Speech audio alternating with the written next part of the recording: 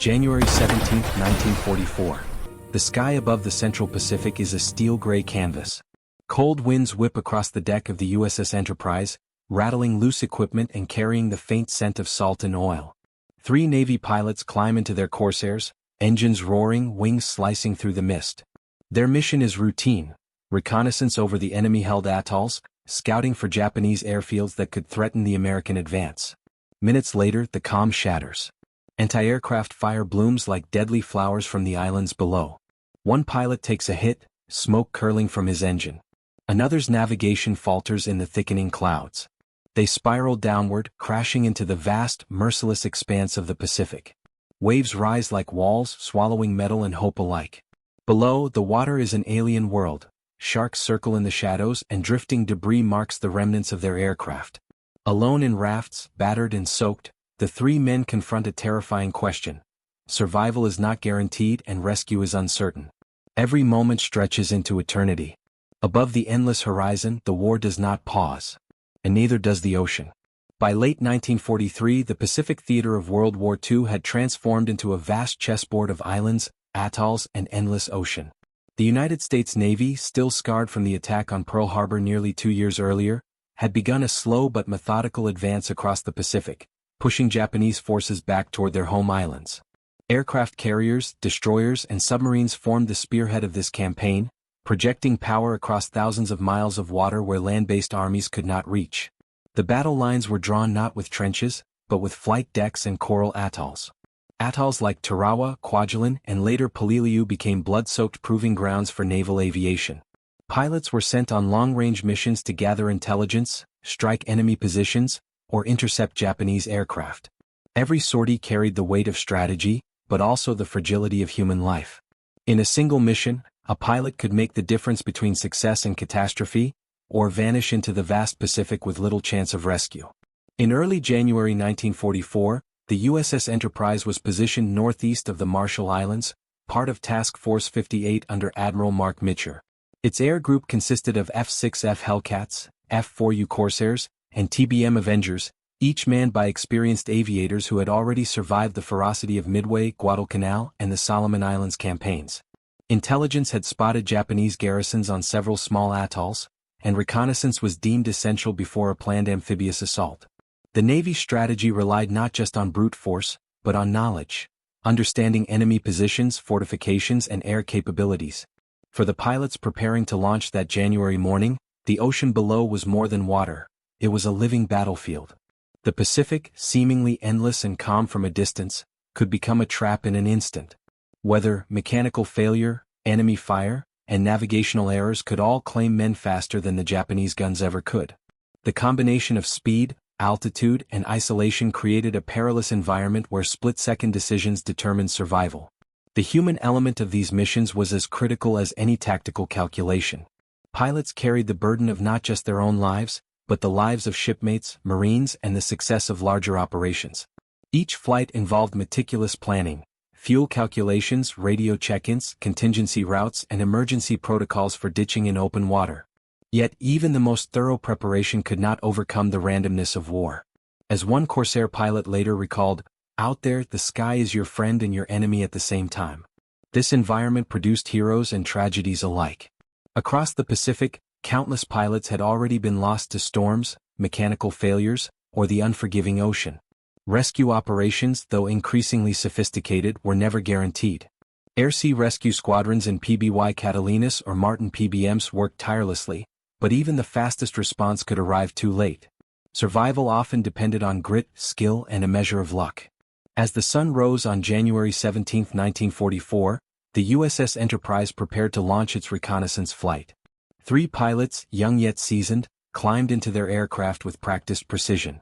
They understood the stakes: Japanese anti-aircraft fire, unpredictable weather, and miles of open water below. What they could not know was how that day would stretch the limits of endurance and confront them with the ocean's merciless silence. The stage was set. The Pacific waited, indifferent and vast, ready to swallow mistakes or reward daring. The decisions made in these hours would ripple across the coming weeks of the war, influencing both strategy and survival. The reconnaissance mission that morning was straightforward on paper. 3 Corsairs piloted by Lieutenant James "Jim" Harrington, Ensign Robert Bob Keller, and Lieutenant Junior Grade Thomas Tommy Reed, were to fly in a triangular formation over a Japanese-occupied atoll in the Marshall Islands. Their objective was to photograph airstrips, naval installations and defensive positions. The photographs would guide upcoming carrier strikes and amphibious landings. Despite the apparent simplicity of the mission, the environment was unforgiving. The Marshall Islands lay hundreds of miles from the nearest American base. Clouds hung low over the lagoon, diffusing sunlight into a pale gray glow. The wind whipped across the water, creating deceptively choppy swells that could complicate any emergency landing. Even minor navigational errors risked becoming fatal. In an era before sophisticated GPS, pilots relied on compasses, dead reckoning and visual landmarks, if landmarks existed at all. Over open ocean, there was little to see besides water, clouds, and the occasional distant island. Japanese forces had fortified the atolls after years of American advances in the Pacific. Coastal batteries bristled with 25mm anti-aircraft guns, while fighters patrolled nearby airfields, ready to intercept any intruders. The pilots knew that a misjudged approach could lead to death, either from gunfire or mechanical failure induced by combat maneuvers. Intelligence briefings had stressed caution, but they had also stressed the importance of precise reconnaissance. Without accurate photos, upcoming operations would carry far higher risks for thousands of Marines. The three Corsairs lifted from the Enterprise's deck with engines screaming, wings vibrating under the strain. Below them, the endless Pacific reflected a silver-gray sky. The formation cut through the clouds toward the target atoll, maintaining radio silence to avoid detection. Moments later, the first signs of danger appeared. Smoke rose from distant islands, the aftermath of previous strikes, and glints of metal hinted at the enemy's readiness. The pilots adjusted altitude, wary of both visibility and enemy fire. Lieutenant Harrington, flying point, noted the swell of the lagoon below. "Looks calm, but it hides everything," he later wrote in his journal. That calm would prove deceptive. A sudden burst of anti-aircraft fire erupted from a coastal battery. One shell struck the wing of Keller's Corsair, sending him into a spiraling dive. Reed tried to maneuver around the barrage, but low clouds and a sudden downdraft forced him into evasive action that would ultimately place him too close to the water. Harrington pressed on, hoping to maintain formation, unaware that the other two aircraft were already in trouble. The ocean beneath them became a deadly landscape. Currents, waves, and hidden reefs turned a crash landing into a fight against both machinery and nature. The pilots knew their chances depended on split-second timing and calm nerves. Escape routes were limited. The vastness of the Pacific magnified every small error. 1 second could mean recovery, the next could mean disappearance.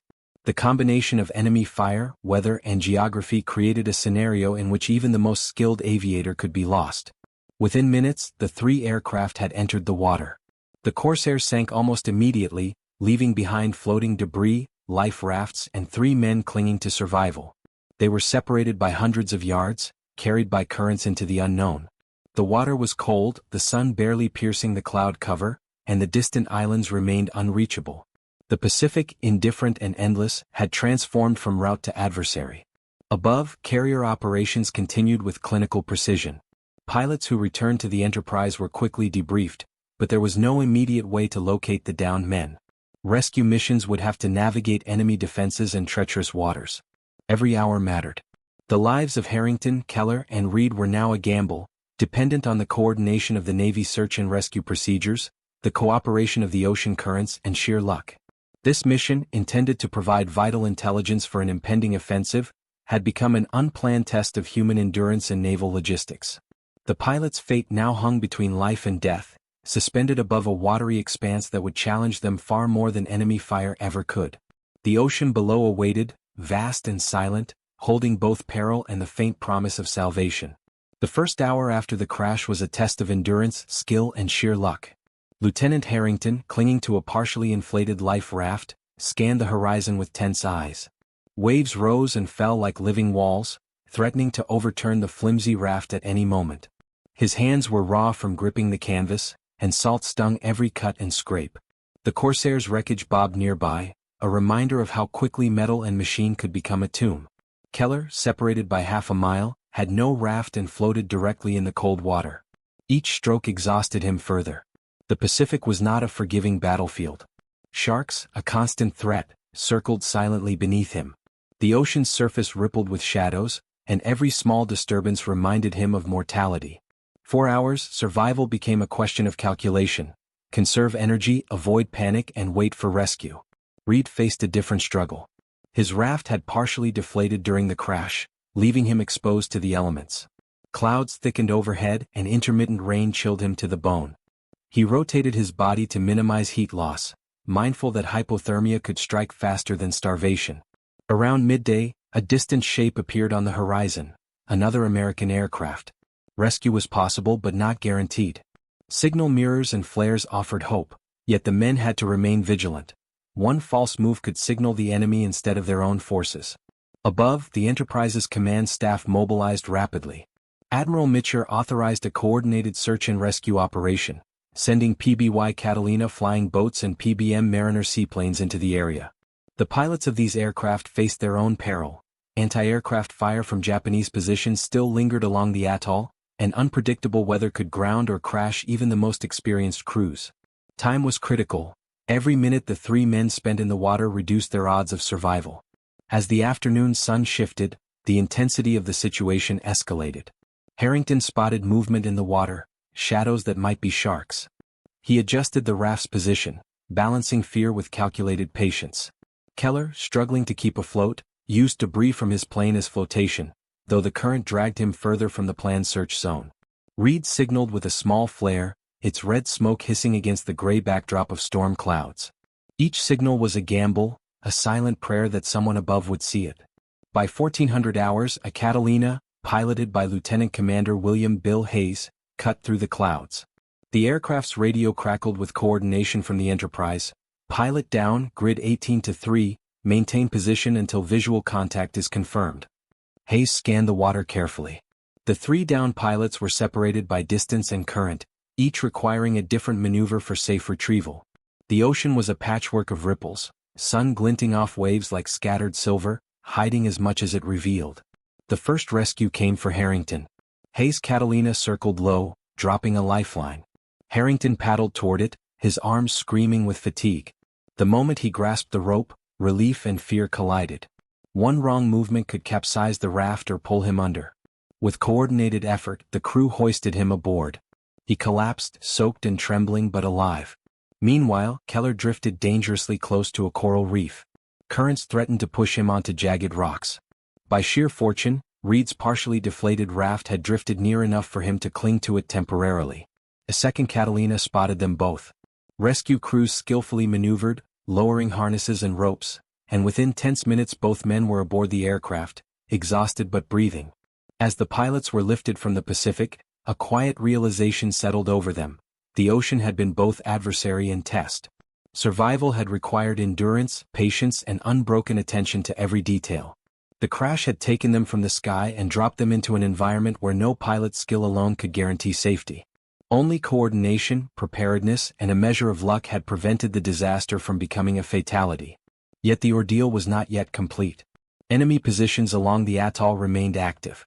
The airspace above was still dangerous. Every action, from signaling for rescue to maneuvering the aircraft for retrieval, carried risk. The climax of the mission had become a battle against both nature and circumstance, a convergence of human skill and the raw unpredictability of the Pacific. The events of that day would echo in naval reports and pilot accounts for years.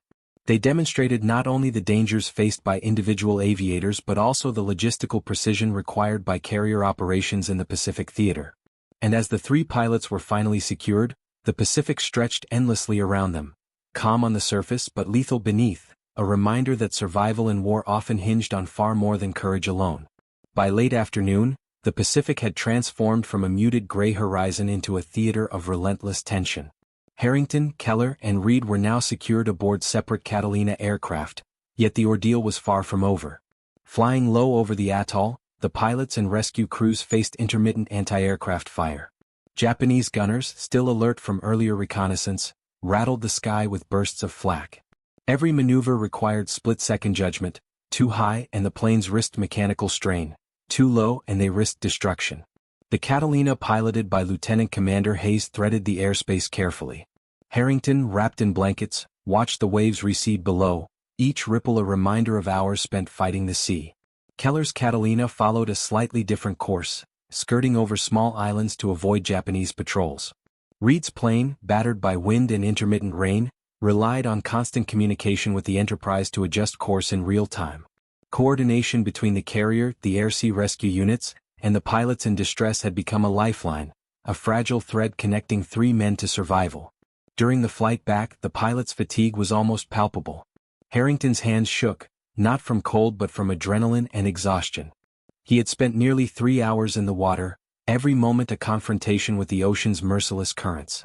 Keller, in contrast, had drifted farther than expected, carried by a current that had placed him dangerously close to hidden reefs. He recalled later, "It felt like the sea wanted to keep me and I had nothing to bargain with." Reed had endured hypothermia's creeping numbness, feeling his body betray him while mental focus fought to compensate. The rescue was not just a matter of skill but of timing. The Pacific's weather was unpredictable. Squalls could appear without warning, and clouds could obscure the smallest island or life raft. Hayes maintained a steady course, adjusting altitude to optimize visibility while minimizing exposure to enemy fire. His crew dropped life rafts for immediate recovery, radioed coordinates, and monitored the downed pilots' locations. The tension in the cockpit was electric, a mixture of fear, precision, and hope. As the sun began its descent, painting the horizon in blood-orange hues, the final leg of the mission began. The three rescued pilots now faced the flight back to the Enterprise, still miles from the safety of the carrier. Every wave of turbulence, every gust of wind, threatened to undo the painstaking progress of the day. The Pacific, vast and silent, seemed almost sentient, a force indifferent to human effort, yet shaping every action with unyielding consequence. Landing on the carrier required a different kind of precision. Pilots and crew alike understood that the deck was a narrow strip of steel suspended over hundreds of miles of water, surrounded by the enemy's reach. One miscalculation could send a plane or pilot back into the ocean. As Harrington's Catalina approached, the crew guided the aircraft through wind shear and deck turbulence, finally touching down with a tense, controlled skill honed through months of carrier operations. Keller and Reed followed in succession, each landing a triumph of coordination and human perseverance. The immediate threat had passed, but the experience left an indelible mark. The three men, soaked, shivering, and exhausted, were carried below deck for medical attention and debriefing. Every detail, from enemy fire to currents, weather, and rescue maneuvers, was documented. The Navy understood that these incidents were not anomalies. They were lessons in the unpredictability of war, the limits of human endurance, and the necessity of precise planning and execution. In the aftermath of the rescue, the significance of the operation extended beyond mere survival.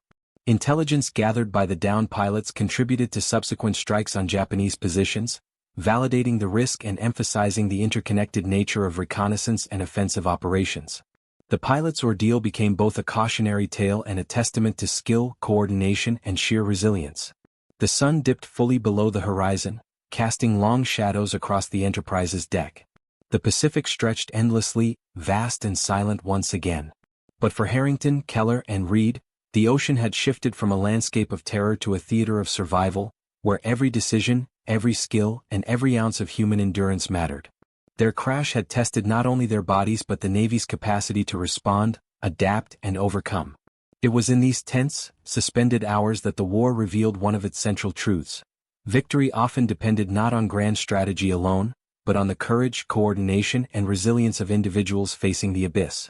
From the water to the deck, from despair to survival, the pilots had navigated the turning point of their mission, and emerged alive. By the evening of January 17, 1944, the USS Enterprise's deck had quieted, though the tension lingered in the crew's muscles and eyes. Harrington, Keller, and Reed were accounted for, but the ordeal had left its mark.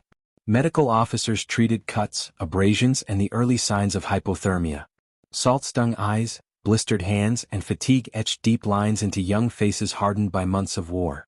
The men had survived, yet the experience reminded everyone aboard that the Pacific was as much an enemy as the Japanese forces themselves. Naval reports filed that night emphasized the complexity and danger of long-range reconnaissance missions. The operation highlighted the risks inherent in carrier-based aviation. Aircraft lost to anti-aircraft fire, mechanical failure, or navigational misjudgment were a constant reality. For the Navy, every downed plane was more than equipment lost. It represented men, training, and critical intelligence endangered or delayed. Yet, the successful recovery of the three pilots also demonstrated the effectiveness of air-sea rescue protocols. Coordination between the carrier, reconnaissance aircraft, and rescue crews had been crucial. Lessons learned here would influence future missions across the Pacific. In the weeks following the crash, the intelligence gathered during the reconnaissance flight proved invaluable. Photographs taken by the corsairs, even under duress, revealed enemy fortifications and troop movements on the targeted atoll. Planners on the Enterprise and at higher command could now design strikes with greater precision.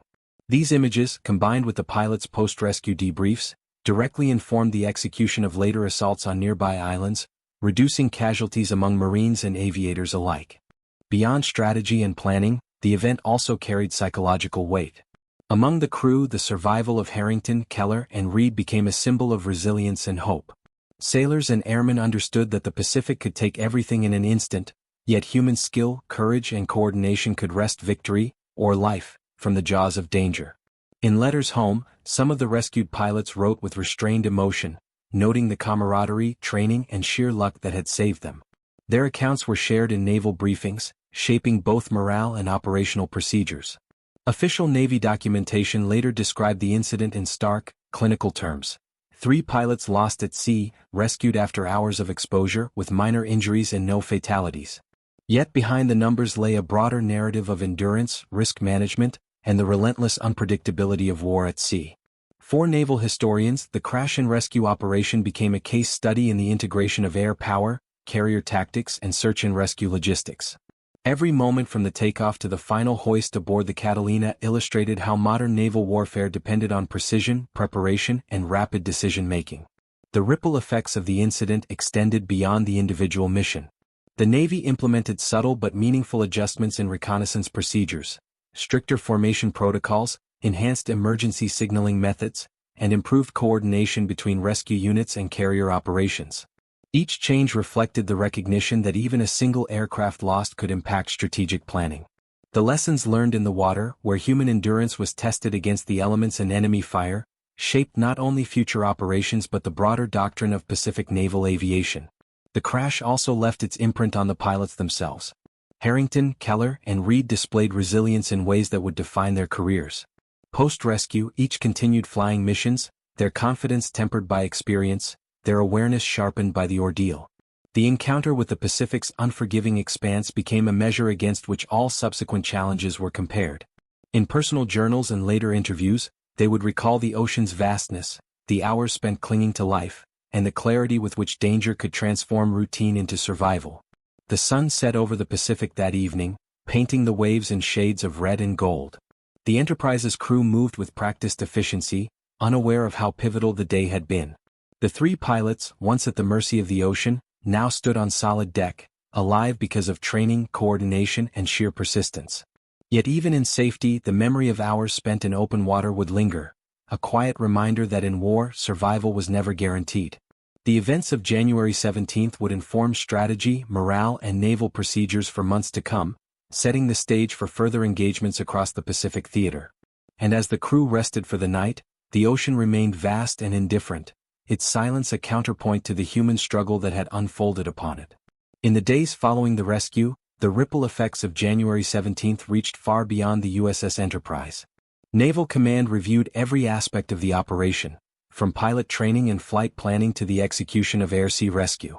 Reports highlighted both successes and vulnerabilities.